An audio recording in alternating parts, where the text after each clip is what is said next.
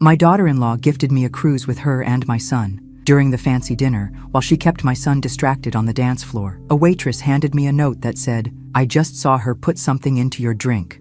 I switched our glasses and watched my daughter-in-law drug herself instead of me. 20 minutes later, she was babbling nonsense while my son stared at her in horror, asking if she needed a doctor. That's when I realized I'd been living with a predator for months, and she'd been slowly destroying my mind one sip at a time. If you're watching this, subscribe and let me know where you're watching from, because this story gets way darker than you think, and I guarantee you haven't heard anything like it before. But let me back up and tell you how I got to that moment, because honestly, I should have seen it coming from day one. The signs were all there, painted in red flags that I mistook for welcome mats. When my son Elliot called on a Tuesday evening, his voice had that excited edge I hadn't heard in years. "Mom, I want you to meet someone special. Are you free for dinner this weekend?" My heart did a little skip. Not because of romance. Lord knows I'd given up on finding love again after losing Richard, but because it had been so long since Elliot sounded genuinely happy. Success had made him distant. His tech company consumed 18-hour days, and our weekly dinners had gradually become monthly phone calls, then holiday visits with awkward hugs. Saturday night arrived, and I spent an embarrassing amount of time choosing the right outfit. Nothing too fancy, didn't want to seem like I was trying too hard, but nice enough to make a good first impression. The restaurant was one of those upscale places downtown with white tablecloths and waiters who whisper. When Elliot walked in holding hands with this stunning blonde, I understood immediately why he'd been so distracted lately. She was the kind of beautiful that makes other women check their lipstick. Tall, elegant, with perfectly styled hair that probably cost more than my monthly grocery budget.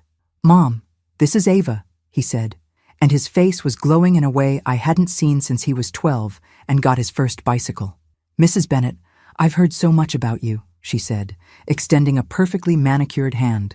Her smile seemed genuine, warm, and her grip was firm without being aggressive. "Elliot talks about you constantly. He's told me all about your charity work and how you practically built half the library's children's section." "Really?" "Because he barely called me these days, but sure, let's go with that narrative." During dinner, Ava hung on my every word like I was dispensing wisdom from Mount Sinai. She complimented my vintage Chanel earrings. "They're absolutely timeless. Where did you find them?" Asked thoughtful questions about Richard's engineering career, and even wanted to know about my volunteer work at the animal shelter. When I mentioned how quiet the house had gotten since Richard passed, how I sometimes went days without real conversation, she practically gasped with sympathy. "Oh, Rose. May I call you Rose? You shouldn't be alone so much. That's heartbreaking." She reached across the table and squeezed my hand, her touch warm and reassuring. "Elliot, didn't you mention that cruise we booked for next month? The one to the Caribbean?" Elliot looked genuinely surprised, his fork pausing halfway to his mouth. "Well, yes, but I thought we'd discussed keeping it just the two of us. Rose should come with us." Ava's enthusiasm seemed to bubble over naturally. "It'll be perfect. Just the three of us bonding. I'd absolutely love to get to know my future mother-in-law better. Please say yes, Rose. It would mean the world to me." Future mother-in-law. The words hit me right in the chest, in that empty space that had been aching since Richard died. Someone wanted me around. Someone was planning a future that included me. I said yes before Elliot could raise any objections, and honestly, I would have said yes to a trip to Antarctica if it meant feeling wanted again. Over the next few weeks, Ava and I became practically inseparable, and I started feeling like I had a daughter for the first time in my life. Shopping trips where she'd actually ask my opinion on dresses, coffee dates where she'd listen to me ramble about Richard's terrible jokes and his obsession with fixing things that weren't broken. Long lunches where she'd encourage me to order dessert and tell me stories about her teaching job that made me laugh until my cheeks hurt. She was everything I'd hoped for in a daughter-in-law. Attentive without being clingy, sweet without being saccharine, genuinely interested in my life without seeming like she was interviewing me for something. Or so I thought. God, I was such a fool. During one of our shopping excursions to that fancy mall across town, she seemed absolutely mesmerized by my house. We'd stopped by so I could grab my good credit card, and she walked through the rooms with this dreamy, almost reverent expression. Her fingers traced the marble countertops in the kitchen. She stood for a full minute, admiring the crystal chandelier Richard had surprised me with for our 20th anniversary. And she spent way too long staring at the view from the master bedroom balcony. "Rose, this place is like something from a magazine," she sighed, settling into Richard's old leather chair in the study like she was testing how it felt. "I bet you wake up every morning feeling like absolute royalty. The light, the space, the way everything flows together. It's perfect." "It's just a house, dear," I said, though her appreciation was flattering. "Richard and I were lucky, but it's really too big for just me now." She shook her head firmly, her eyes still scanning the room like she was memorizing every detail. "No, it's not just a house. This is a dream home. Someone could live here forever and never want to leave, never need to leave." The way she said those last words, "never need to leave," gave me an odd chill, but I brushed it off as enthusiasm. Maybe she was just imagining her future with Elliot, thinking about the kind of home they might build together someday. That same afternoon, I made what I now realize was a crucial mistake. While we were at the department store, I left my purse with her for a few minutes when I ducked into the restroom. She was trying on a scarf, chatting with the sales associate about how silk scarves never go out of style, and it seemed natural to ask her to watch my things. When I came back, nothing seemed out of place. My wallet was where I'd left it, my keys were still clipped to the inside pocket, and Ava was exactly where I'd left her, now trying on a pair of sunglasses that made her look like a movie star. But thinking back now, with everything I know, that was probably when it started, when she had access to my purse, my pill organizer, my whole life condensed into that one leather bag. "Ready to go grab lunch?" she asked brightly, linking her arm through mine like we were old friends. I should have been more careful. I should have paid attention to how she seemed to know exactly where everything was in my house after just one visit. I should have wondered why someone on a teacher's salary could afford designer clothes and expensive dinners. But I was so starved for companionship, so desperate to feel needed and wanted again, that I ignored every instinct screaming at me to be cautious. What I didn't know was that my peaceful retirement was about to become a living nightmare, and the woman I was growing to love like the daughter I never had was already planning to destroy me from the inside out, one carefully measured dose at a time. The confusion started about a week before the cruise, and at first, I convinced myself it was just stress, maybe excitement about the trip, or the natural anxiety that comes with getting older and facing the fact that your mind might not be as sharp as it used to be. It began with small things that I tried to laugh off.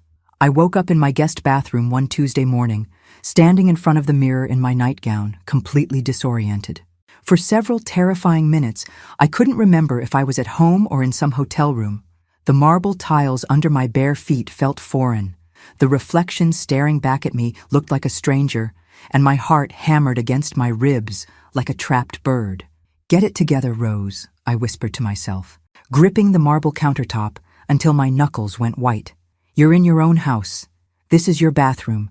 You've lived here for 32 years. But the confusion lingered like fog, making everything feel unreal and disconnected. Later that same day, I ran into my neighbor Janet at the grocery store. Janet, who I'd known since the Carter administration, who'd brought me casseroles after Richard's funeral and still borrowed my hedge trimmer every spring. She was standing right in front of me in the produce section, holding a bag of oranges and smiling warmly. "Rose, how are you holding up, honey?" I stared at her face, familiar but suddenly nameless, and felt my brain scramble for information that should have been automatic. The silence stretched uncomfortably while she waited for me to respond, her smile starting to fade into concern. I'm sorry. I'm having one of those days," I finally managed, forcing a laugh that sounded hollow even to me. "You know how it is. Are you feeling all right?" Janet's voice carried that careful tone people use when they're worried but trying not to show it. "You look a little pale." "Just tired," I lied, because what else could I say? That I was losing my mind at 68? That I couldn't remember the name of someone I'd known for decades? When I told Elliot about these episodes during our next phone call, I tried to keep my voice light and casual, like they were amusing little quirks instead of terrifying glimpses into what felt like early dementia. "It's probably just stress, Mom," he said, but his voice sounded distant, distracted by whatever was on his computer screen. "Or maybe you need a vacation." Good thing you're coming on the cruise with us. Sea air, relaxation, no responsibilities. It'll be perfect. Before I could respond, I heard Ava's voice in the background, and then she was on the phone, her tone warm and reassuring. Rose, sweetie, don't worry about those little memory hiccups. My uncle went through something similar when he hit his 70s, just age catching up with him. You know, the ocean air will do you absolute wonders. Sometimes we just need to get away from our routines and let our minds reset. Her uncle. She mentioned him so casually, like it was just normal family history, but something about the way she said it bothered me in a way I couldn't articulate. What happened to your uncle? I asked, curiosity getting the better of me. There was a brief pause before she answered. Oh, he's doing much better now. He's in a lovely care facility where he gets all the help he needs. Very peaceful, very serene. He seems quite content there. The incidents kept happening with increasing frequency. I'd find myself standing in my kitchen with no memory of walking there, holding a coffee mug and wondering if I'd been planning to make tea instead. I'd start telling stories to my reflection in the bathroom mirror and forget the endings halfway through. Once, I got lost driving to the bank, a route I'd taken hundreds of times over the years, suddenly as foreign as if I'd been dropped into a different city. But here's what's really twisted about the whole situation. Every time something happened, every time I had one of these frightening episodes, Ava would show up within hours. She'd arrive with homemade soup or fresh-baked cookies, settling into my kitchen like she belonged there, full of sympathy and concern. You poor thing, she'd say, stirring honey into my tea with such careful attention. These things happen to all of us eventually.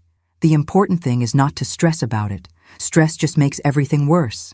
I thought she was taking care of me, being the devoted future daughter-in-law who genuinely cared about my well-being. Turns out, she was just monitoring her handiwork, making sure the poison was working exactly as planned. The cruise ship was absolutely magnificent when we boarded in Miami, all gleaming glass elevators and polished marble floors, like a floating palace designed to make you forget you were surrounded by thousands of miles of ocean. The lobby had a 3-story waterfall and enough fresh flowers to stock a wedding, and I felt a flutter of genuine excitement for the first time in months.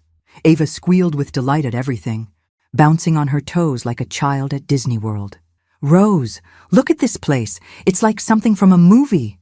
She grabbed my arm, practically vibrating with enthusiasm. We're going to have the most amazing time. I can already feel myself relaxing. But Elliot seemed oddly subdued as we went through the check-in process. While Ava chatted animatedly with the staff about dinner reservations and show times, he stood slightly apart, scrolling through his phone with a frown that deepened with each message. Everything all right, honey? I asked, touching his arm gently. He looked up, startled, like he'd forgotten we were there. Oh yeah, just work stuff. The Johnson merger is hitting some snags, and my partners are... He shook his head, shoving the phone into his pocket. It's fine. I'm supposed to be on vacation, right? That's right, Ava said firmly, appearing at his other side with our room keys. No work, no stress, no thinking about anything except having fun together. She handed me my keycard with a bright smile. Rose, you're just down the hall from us, so we'll practically be neighbors. Our first night, we met for dinner in the main dining room, a space so elegant it made me feel underdressed despite wearing my best cocktail dress. The waiters moved like dancers, the crystal glasses caught the light like tiny prisms, and the menu featured dishes I couldn't even pronounce properly. Elliot was making an effort to be present, asking me about my plans for the next day and complimenting Ava's dress, but there was something strained in his smile, a tension around his eyes that reminded me of how he'd looked as a teenager when he was hiding a bad report card. You seem tired, sweetheart, I said, reaching across the table to squeeze his hand. Are you sure you're feeling all right? Just need to adjust to being away from the office, he said, but his laugh sounded forced. It's harder than I thought it would be to completely disconnect. After dinner, we strolled around the ship's promenade deck, admiring the way the moon painted a silver path across the dark water. Ava linked arms with both of us, chattering about all the activities she wanted to try. The rock-climbing wall, the cooking classes, the dance lessons. This is perfect, she sighed contentedly. Just the three of us, no distractions, no interruptions. We can really get to know each other. But as we headed back to our cabins, I couldn't shake the feeling that something was off. Maybe it was the way Elliot kept checking his phone, even though we were in the middle of the ocean with spotty service. Maybe it was how Ava seemed almost too enthusiastic, like she was performing happiness rather than feeling it. Later that night, as I was getting ready for bed, I heard voices from their cabin next door. The walls were thinner than I'd expected, and their conversation carried clearly through the ventilation system. His voice was low but agitated. "I never discussed this timeline with you, Ava. This wasn't part of the plan." Her voice, higher and more insistent. "Plans change, Elliot. We don't have a choice now. The opportunity is right here. This is going too far. I'm not comfortable with—" "Since when do you get uncomfortable about anything that benefits us both?" Their voices dropped to whispers after that. But the tension was unmistakable. I pressed my ear to the wall, heart pounding, trying to make out more words, but all I could hear were urgent murmurs and what sounded like papers shuffling. The next morning, they were all smiles again, acting like the perfect couple planning their perfect future together. Ava brought me coffee in bed. "I thought you might like to start the day slowly," she said sweetly, and Elliot seemed more relaxed, asking about my plans for the day and suggesting we all meet for lunch. But I couldn't forget what I'd heard, couldn't stop wondering what plan they'd been discussing, and why Elliot had seemed so resistant to some kind of timeline. Little did I know, I was about to discover just how wrong my instincts really were, and how much danger I was actually in. By the third day, my confusion episodes were getting noticeably worse, and I was starting to genuinely panic about what was happening to my mind. The incidents weren't just occasional lapses anymore. They were frequent, frightening, and completely unpredictable. I woke up at 3 a.m. on the ship's deck, standing in my pajamas at the railing with no memory of leaving my cabin. The ocean stretched endlessly in all directions, black and mysterious under the star-filled sky, and for several terrifying minutes, I couldn't remember my own name, let alone how I'd gotten there. A security guard found me 20 minutes later, still standing there in my nightgown and slippers, shivering in the cool night air. "Ma'am, are you all right?" His voice was gentle but concerned, the kind of tone people use with confused elderly people they're afraid might do something dangerous. "I'm fine," I said automatically, though nothing about the situation was fine. "Just getting some air." "It's pretty cold out here for just pajamas," he said diplomatically. "Can I escort you back to your cabin?" The walk back was mortifying. Other passengers we passed in the hallways stared at me with that mixture of pity and discomfort people show when they witness someone else's dignity crumbling in real time. I kept my head high, but inside I was crumbling. At breakfast the next morning, Ava was extra attentive, hovering around me like a concerned nurse monitoring a patient. "You look exhausted, Rose," she said, her voice full of sympathy as she slid into the seat across from me. "Did you sleep badly? Sometimes the motion of the ship can be disorienting." "I'm fine," I repeated, but my hands were shaking as I reached for my coffee cup. "Here, I brought you some fresh orange juice," she said, placing a tall glass in front of me with a bright, encouraging smile. "Fresh squeezed from the buffet. And don't forget your morning medications. It's so important to stay on schedule, especially when our routines are disrupted." She was right, of course. I'd been taking the same medications for years. Blood pressure pills, calcium supplements, a mild antidepressant my doctor had prescribed after Richard died. But lately, they looked slightly different than I remembered. The shapes were subtly wrong, the colors not quite what I expected. When I mentioned this to the ship's doctor during what Ava had insisted was a routine wellness check, he nodded dismissively. "Generic brands often vary in appearance, Mrs. Bennett. Pharmaceutical companies change their manufacturing processes, use different dyes, different coatings. As long as you're getting them from the same pharmacy, there's nothing to worry about." It made sense at the time. Why would I doubt a medical professional? Ava also started carrying my purse during our daily excursions around the ship, claiming she wanted to help since I seemed a bit scattered lately. So thoughtful of her. So considerate. She'd take charge of my room key, my credit cards, even my lip balm, organizing everything in that efficient way that made me feel taken care of instead of diminished. "You just focus on enjoying yourself," she'd say warmly. "Let me handle the details." That afternoon, while she and Elliot were at the spa getting couples massages, I decided to rest in my cabin. But as I lay on the narrow bed, staring at the ceiling and listening to the distant sounds of laughter from the pool deck, Fragments of their whispered conversation kept replaying in my mind. The timeline they'd discussed. The plan that was apparently benefiting both of them. The way Elliot had seemed so resistant to whatever Ava was pushing for. And then there was her comment about her uncle. How casually she'd mentioned his memory issues, and how content he seemed in his care facility. Something about that whole story felt rehearsed, like she'd told it many times before to many different people. I tried to push the thoughts away, tried to convince myself I was being paranoid and suspicious because my own mental clarity was deteriorating, but the doubts kept creeping back in, persistent as water finding cracks in a dam. Something was happening to me, something beyond normal aging, and I was starting to suspect it wasn't entirely natural. But what I discovered next changed everything I thought I knew about the people I trusted most. It was formal night on the ship, and the main dining room had been transformed into something from a fairy tale. Crystal chandeliers cast warm light over tables, draped in pristine white linens, and the live orchestra played soft jazz that made conversation feel more intimate and meaningful. Ava looked absolutely stunning in a gold sequined dress that clung to her figure like liquid metal and caught the light every time she moved. The dress probably cost more than my monthly mortgage payment, and I found myself wondering again how someone on a teacher's salary could afford such expensive clothes. But then again, maybe Elliot had bought it for her. He'd always been generous with the people he cared about. "You look beautiful tonight, dear," I told her as we were seated at our usual table near the dance floor. "Thank you, Rose. You look pretty elegant yourself in that navy dress." She reached across and squeezed my hand affectionately. "I'm so glad we're all here together. This has been such a perfect trip."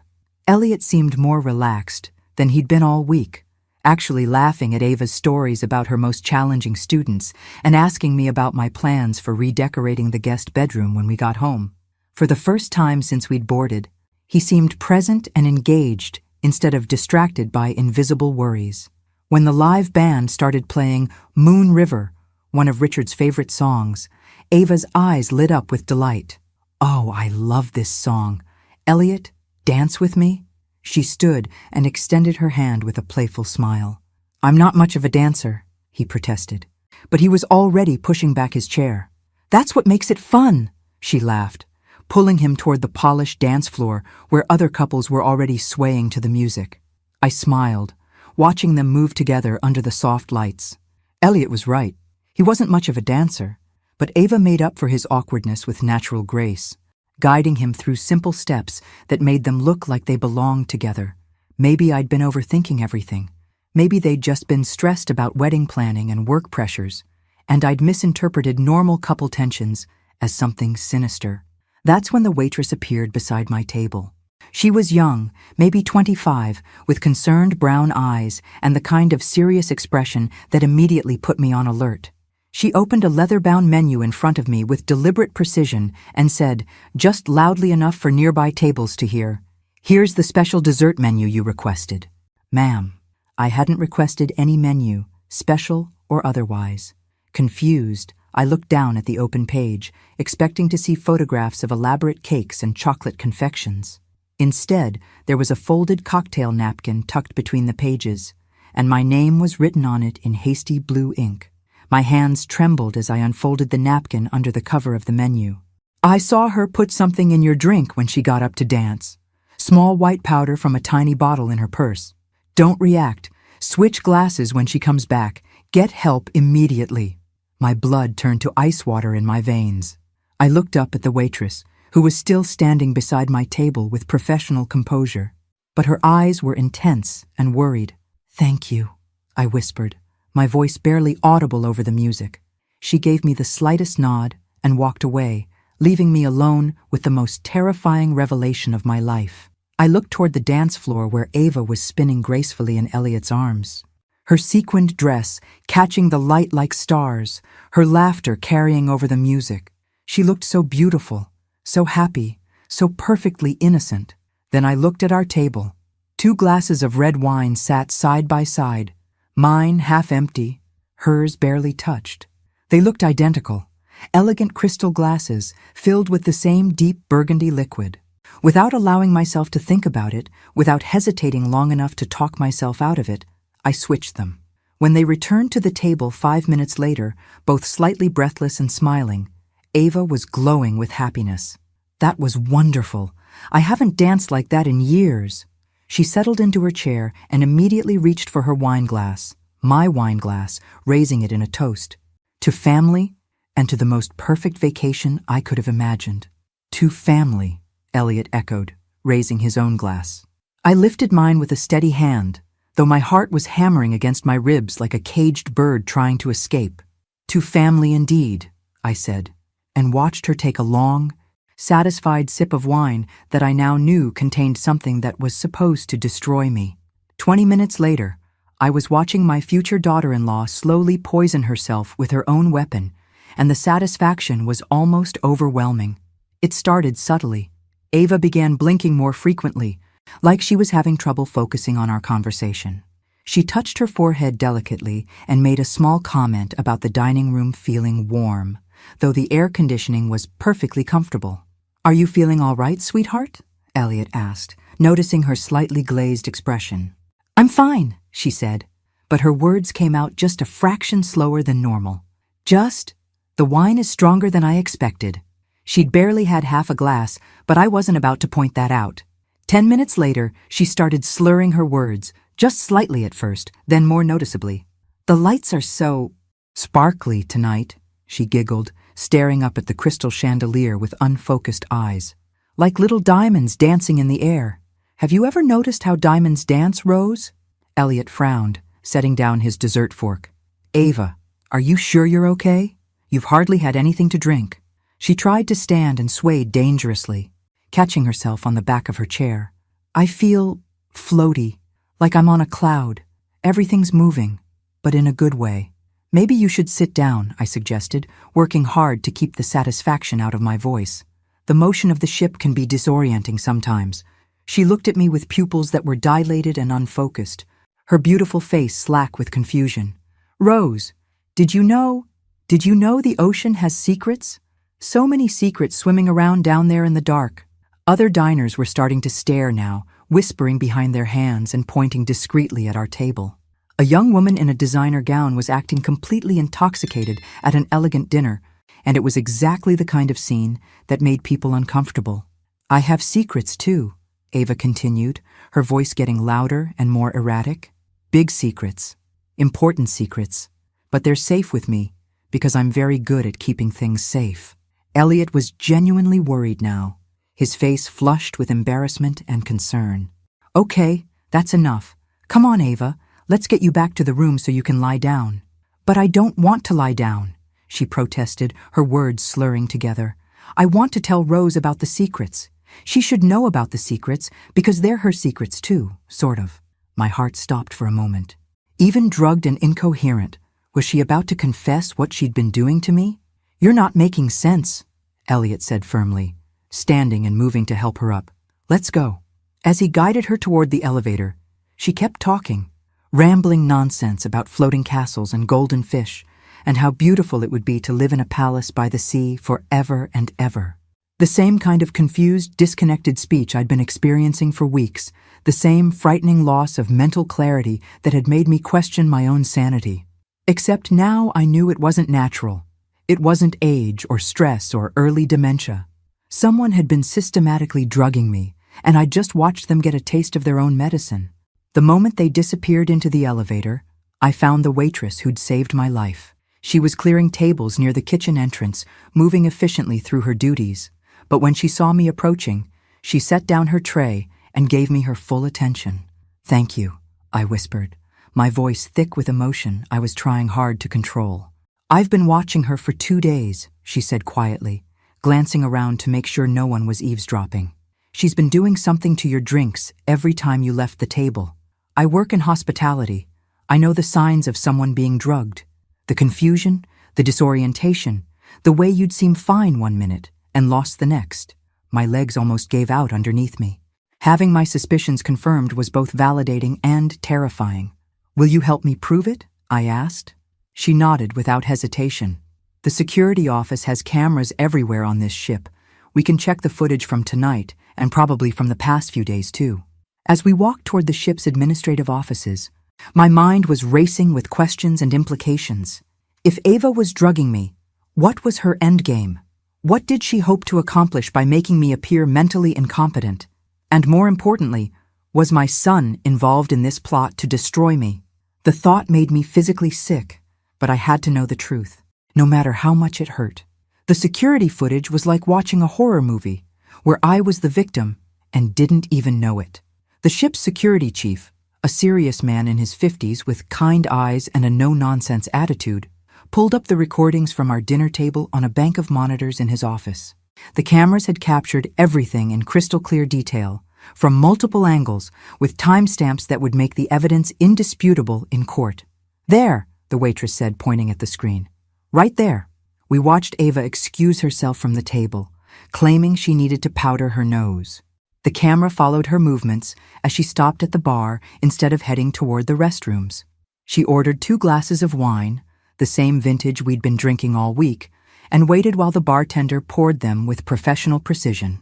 Then, when the bartender turned away to serve another customer, she glanced around quickly to make sure no one was watching, reached into her small evening purse, and pulled out what looked like a tiny glass vial. "Can you zoom in on that?"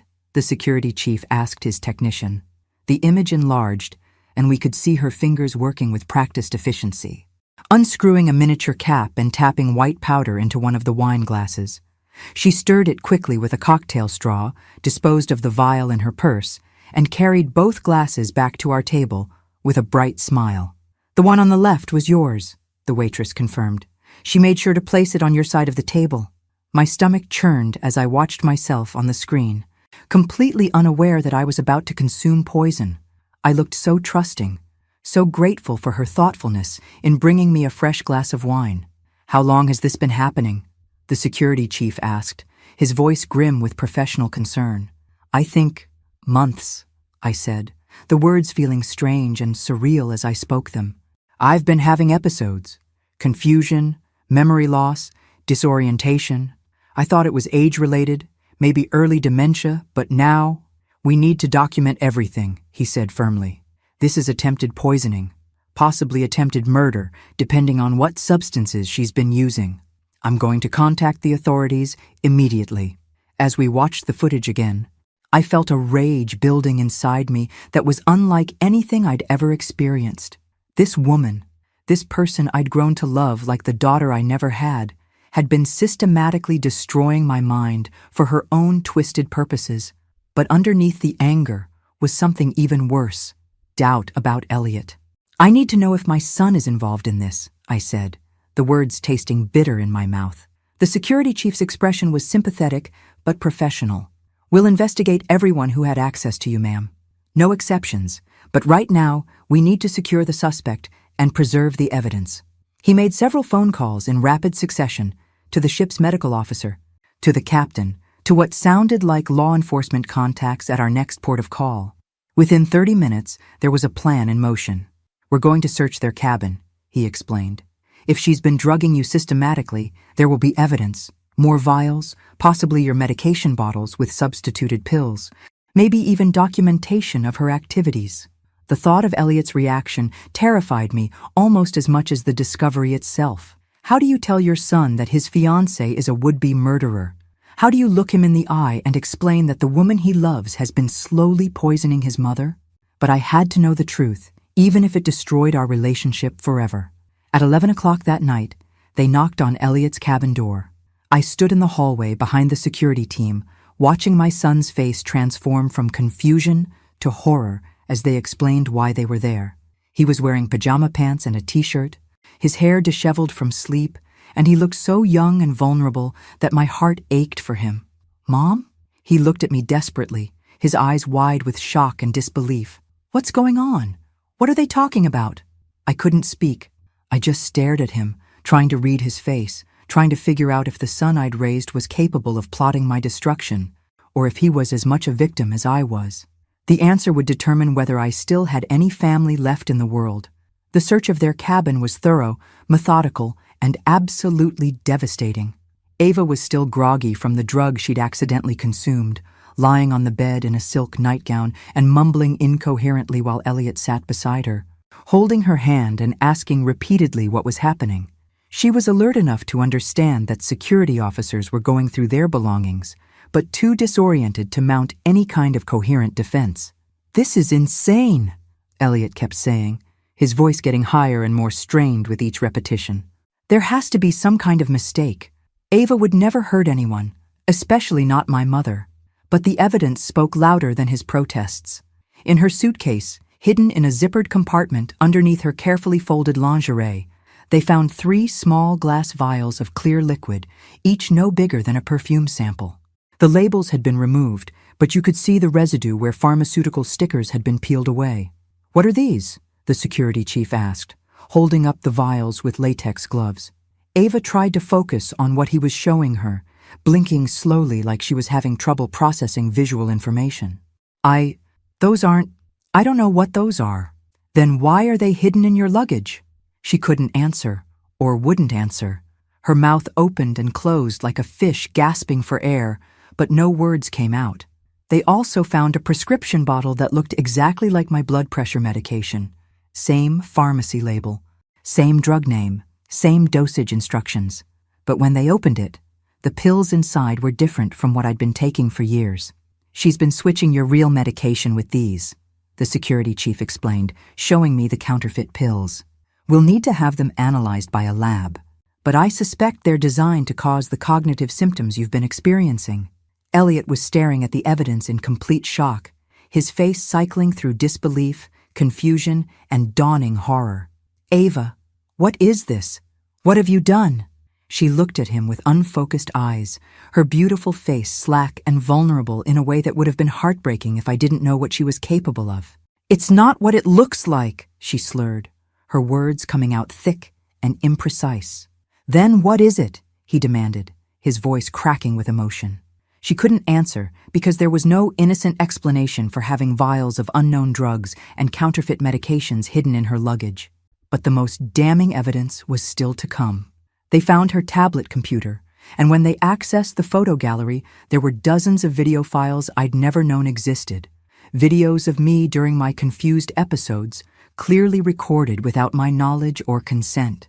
The security chief played them on the small screen while we all watched in horrified silence. There I was, stumbling through my own kitchen, looking lost and disoriented.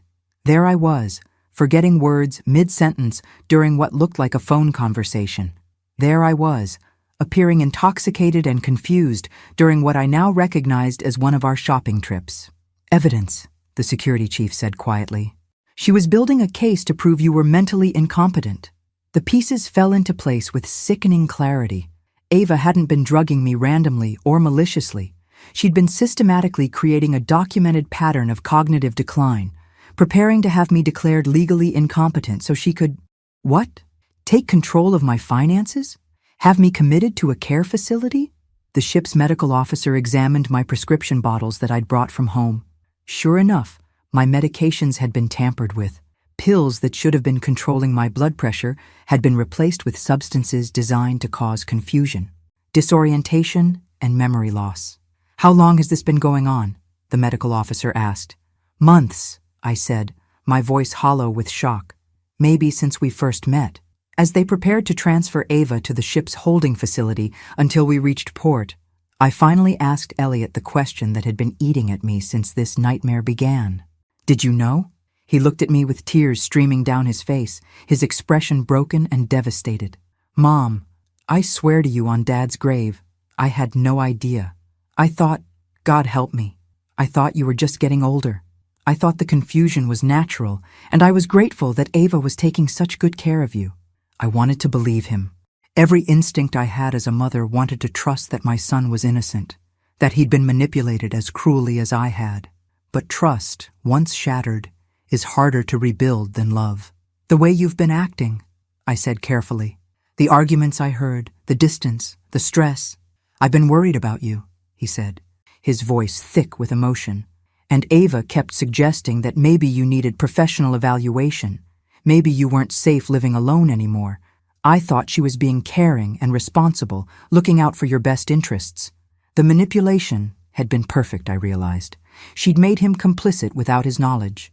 turned his genuine concern for my well-being into a weapon against me. But I still wasn't entirely convinced he was as innocent as he claimed. The next morning, we docked in Miami, and real police officers boarded the ship with the kind of efficiency that suggested they'd dealt with shipboard crimes before. They took Ava into custody, and she was alert enough by then to understand that her life as she'd known it was over. Detective Maria Santos, a sharp-eyed woman in her 40s with graying hair and a no-nonsense attitude, interviewed me in the ship's conference room while technicians photographed evidence and took statements from witnesses. We ran Ms. Mitchell's fingerprints through our database as soon as the ship's security contacted us, she said, consulting a thick file folder. What we found is disturbing. She spread photographs across the table. Mugshots, driver's license photos, what looked like surveillance images from security cameras. Ava Mitchell isn't her real name. She's actually Ava Richardson, and she has a criminal record going back 7 years. Fraud, identity theft, elder abuse. She's made a career out of targeting wealthy older people. My stomach dropped. There have been others? At least 3 that we know of. Most recently, she was married to a man named Robert Hughes, 62 years old, successful contractor from Tampa. He died 8 months ago under what his family considered suspicious circumstances, apparent heart attack during what appeared to be a bout of food poisoning. Elliot went pale. She told me she'd never been married before. She inherited a significant portion of his estate, about $400,000 plus his house. His children contested the will, claiming their father had been acting strangely in the months before his death, showing signs of cognitive decline that didn't match his medical history. The pattern was becoming horrifyingly clear. There's more, Detective Santos continued. She had a wealthy uncle, Edward Richardson, who was committed to a psychiatric facility 3 years ago after exhibiting sudden signs of dementia and severe confusion. Ava was his primary caregiver before the commitment, and she now has full power of attorney over his finances. I felt sick. Is he still alive? Very much so. And according to his doctors, his dementia has improved dramatically since he was moved to a different facility and his medications were changed. They're now questioning his original diagnosis. So she's done this before, I said, though it wasn't really a question. We believe she's been perfecting this technique for years. She targets wealthy individuals, usually older people with adult children who live far away. She gains their trust, slowly poisons them to create symptoms of cognitive decline, then either inherits their assets when they die or gains control of their finances when they're declared incompetent. Elliot was shaking, his hands clenched into fists on the table. If she could do this to you, what was she planning for me? Detective Santos gave him a sympathetic look. Based on her established pattern, I'd say you would have been next after your mother was successfully committed or eliminated. A tragic accident. Maybe carbon monoxide poisoning, allergic reaction to medication, car crash, something that would leave her as your widow and sole heir to both your assets and your mother's estate. The scope of her plan was breathtaking in its calculated cruelty. She would have destroyed my mind, stolen my life, murdered my son, and walked away with everything we'd worked for, probably to start the process over again with the next wealthy family. We're reopening the investigation into Robert Hughes's death, Detective Santos said, and we'll be reviewing Edward Richardson's case as well. If you'd switched those glasses. Mrs. Bennett, you might have saved not just your own life, but prevented future murders. What happens now? I asked. Ava Richardson will be charged with attempted murder, fraud, identity theft, and elder abuse. Given the evidence and her criminal history, she's looking at 25 to life in prison. Her uncle will be moved to appropriate care, and his finances will be investigated. And you'll need extensive medical evaluation to determine what substances she was giving you and what the long-term effects might be. As they led her off the ship in handcuffs, Ava looked back at me one last time.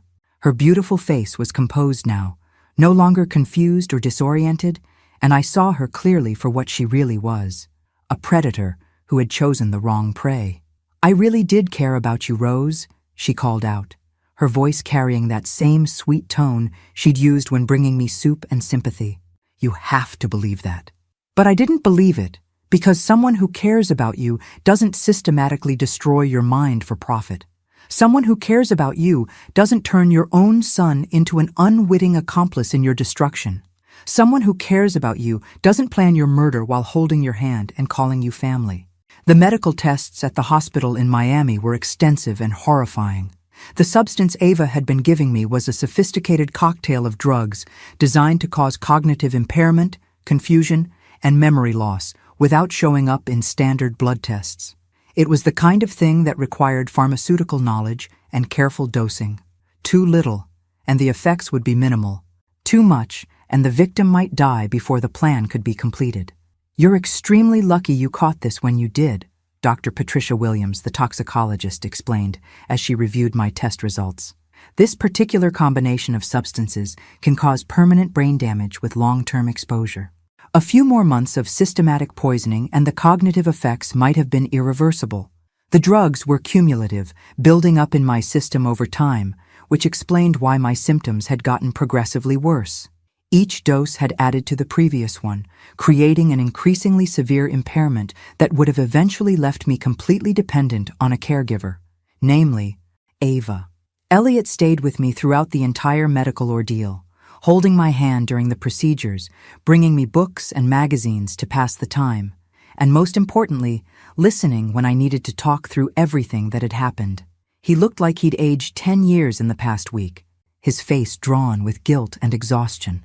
"I keep thinking about all the signs I missed," he said one afternoon as we sat in my hospital room, watching the Miami skyline through the window. "The way she always wanted to know about your finances, how she insisted on coming to your doctor's appointments, how she seemed to know more about your medical history than I did." "You couldn't have known," I told him, though part of me was still working through my own feelings about his role in everything. "She was good at what she did, professional, but I should have seen it. I should have protected you." His voice cracked with emotion. "She even suggested we get you evaluated for dementia last month, said it would be better to catch it early, get you the help you needed. I thought she was being caring and responsible." The police investigation revealed the full scope of Ava's crimes and the intricate planning that had gone into targeting our family. She had researched us for months before the accidental meeting she'd orchestrated with Elliot. She knew about my wealth, my isolation after Richard's death, and my desperate desire to be closer to my son. She'd studied my routines, learned my vulnerabilities, and crafted a persona specifically designed to appeal to what I needed most, a caring daughter figure who would help bridge the gap between Elliot and me. "The plan was to have you declared incompetent and committed to a care facility," Detective Santos explained during one of her follow-up visits. "She would have moved into your house as Elliot's wife, gradually isolated him from friends and colleagues, and then something would have happened to him too. A car accident maybe, or a sudden illness, something that would leave her as the sole beneficiary of both estates. A year-long plan to systematically destroy my family and steal everything we'd worked for. But she'd underestimated one crucial factor, a caring waitress with good instincts and the courage to get involved. Ava Richardson was sentenced to 25 years in prison for attempted murder, fraud, elder abuse, and a dozen other charges. Her uncle Edward was moved to a reputable facility and was slowly recovering with proper medication and care. The investigation into her previous husband's death was reopened, and authorities were confident they would find enough evidence to file additional charges. Elliot moved back home during my recovery and simply never left. He set up a home office in Richard's old study, cut back his work hours dramatically, and we started having dinner together every night like we had when he was young. "I almost lost you," he told me one evening as we sat on the back patio, watching the sunset paint the sky in shades of gold and pink. "I'm not taking that risk again. Business will survive without me micromanaging every detail, but I can't survive losing you." Our relationship had never been closer, and the trauma had stripped away years of polite distance and forced us to confront how much we actually meant to each other. We talked about Richard, about missed opportunities, about the future we wanted to build together. I was back to my old self within a few months, sharp, independent, and maybe a little more cautious about who I trusted. But I wasn't bitter or paranoid. Life's too precious to waste on negative emotions, and I'd learned that I was stronger and more resilient than I'd ever imagined. Every morning, I woke up in my beautiful house and felt genuinely grateful, not just for the luxury and comfort, but for the clarity of mind to appreciate them, for my son's presence and love, for the second chance I'd almost lost to a predator's greed. The woman who tried to steal my life had ended up giving me something precious instead, the knowledge that I could survive anything, and that sometimes the people trying to destroy you end up destroying themselves. Ava had wanted to live in my house forever, surrounded by all the beautiful things Richard and I had collected over the years. Now she's got a permanent address, too, just not the one she was planning on. Her new home has bars on the windows and locks on the doors, and she'll be there for the next quarter century. Thinking about how a simple switched glass changed everything. What did you think of this story? Have you ever had someone in your life who seemed too good to be true, who paid just a little too much attention to your personal business? Share your thoughts in the comments below, because I'd love to hear about your experiences with people who weren't quite what they seemed. Thanks for listening. Don't forget to subscribe and feel free to share your story in the comments. Your voice matters.